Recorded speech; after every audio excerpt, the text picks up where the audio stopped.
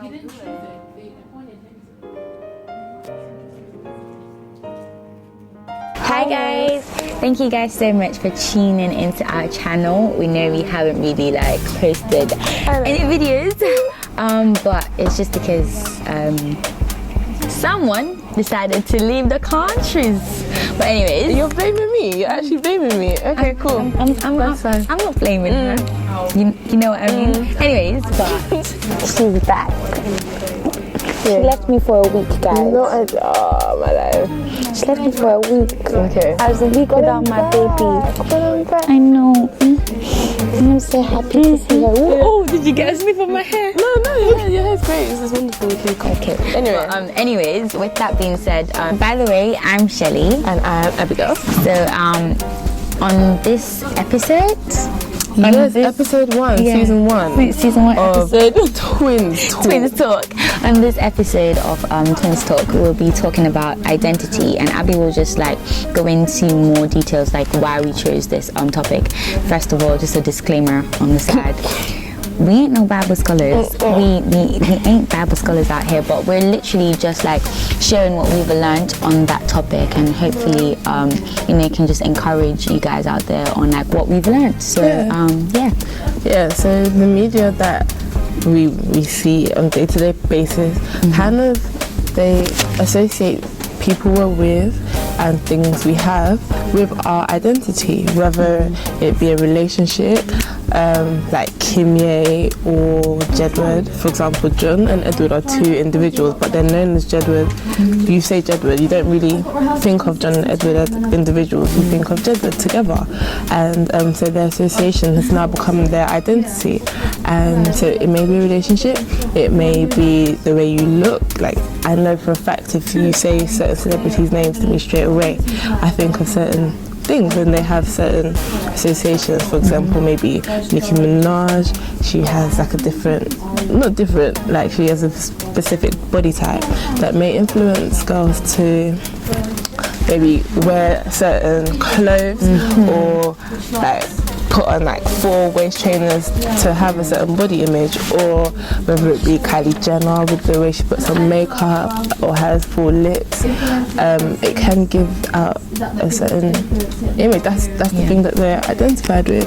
And maybe in regards to guys, if I say The Rock, you think of a guy that's hinged, like built, that's big, and I know for a fact that there are guys out there that maybe feel insecure and feel to take steroids and to get injections just to change their body image, maybe so they can have a different identity.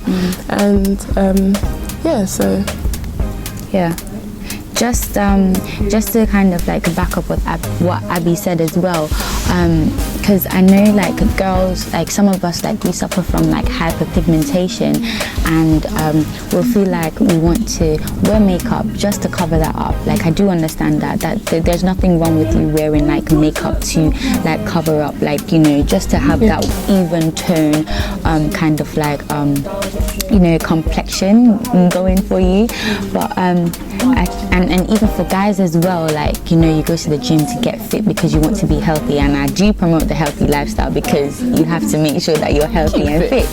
So when you get old later on down the line, you ain't be panting to go up them stairs. But I think the problem that sets in when is when we do these things for acceptance or validation or affirmation from other people. Like you have to think to yourself and say, oh, why am I actually like dressing the way I'm dressing? Why am I wearing the makeup that I'm wearing? Why am I going to the gym? Am I doing it so I can get like all these girls coming up to me and be like, oh, you look buff there with them, like what I mean? Like that's where the problem of identity like comes in now, like when you start doing it to start getting like acceptance or affirmation from like people. So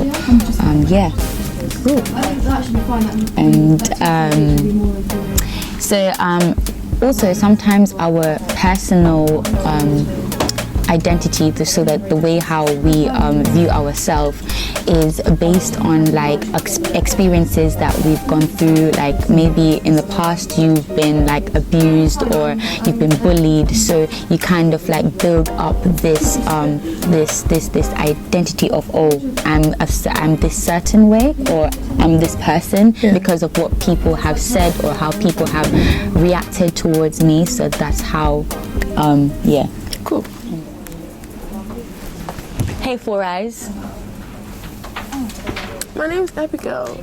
No, your name is Four Eyes. Yeah. Four Eyes. Four Eyes. Four Eyes. My name is Four Eyes. 4 eyes. What you gonna do about it? What you gonna do? So personally, it was only through my relationship with God that I realised that, do you know what, despite what anyone has to say, despite what people see about me, that's not what I need to identify myself with. Just because I wear glasses, I'm not just the girl that wears glasses. There's much more to me. And despite the fact that other people might not see that, I know God sees that, because as it says in 1 Samuel chapter 16 verse 7, God doesn't see man. God doesn't see me as man sees me. It says that He sees the heart. He doesn't see how man sees. Man sees man sees the outward appearance. But yeah, and it's really encouraging to know that despite what I do, despite what I look like, I know I've been fearfully and wonderfully made. I'm not fearfully and wonderfully clothed. I'm not fearfully and wonderfully accessorized. It's how I've been made. It's what's within me that counts, and that makes the greatest difference. Yeah, and definitely just to sum up what Abigail has already said about being fearfully and wonderfully made, like, we have been created in the image of God, and that's where our true identity lies. Like, if you understand that you are fearfully and wonderfully made, like, you won't need to listen to what other people are saying. You won't need to be now fishing for validation or from acceptance from other people. You will walk in the belief knowing that you are fearfully and wonderfully made. And I just wanted to leave you guys with like some scriptures that just really like are encouraging to help you when probably you're going through like an identity battle crisis, you know, where you're like, oh my gosh, I don't know who I am. I don't know who I don't know who I am. But if you believe that your identity is in Christ, you will believe that you are one, that you're accepted into His family. Like He says that you have been adopted into His family. Like that's enough that you need. You feel like you're a royal priesthood. You know, in 1 Peter 2 verse 9, he says that you are a royal priesthood, a holy nation, that you've been called out of the darkness and into His marvelous light. You know, like, you will understand, like, take those scriptures to heart and really meditate and feast on it, so that you can know that, yeah, you know what, I am like so content and so precious. Like, I'm worth so much. Like, I don't need anyone telling me that, oh yeah, you need to dress like this, you need to look like Kim Kardashian, you need to have this, you need to look like The Rock. Like, you don't need all of that, because what He has said is actually summed up in His word so beautifully.